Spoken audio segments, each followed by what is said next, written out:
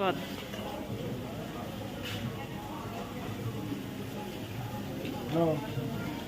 হ্যাঁ কাজে আছে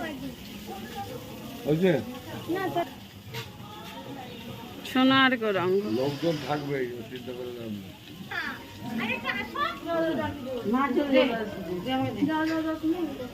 দেখো গুহার ভিতর দিয়ে আমরা যাচ্ছি সোনার গৌরাঙ্গ দর্শন করতে।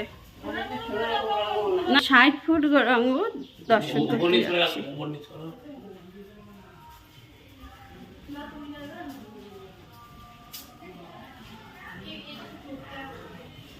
দেখো গুহার ভিতর দিয়ে আমরা আস্তে আস্তে এগিয়ে চললাম।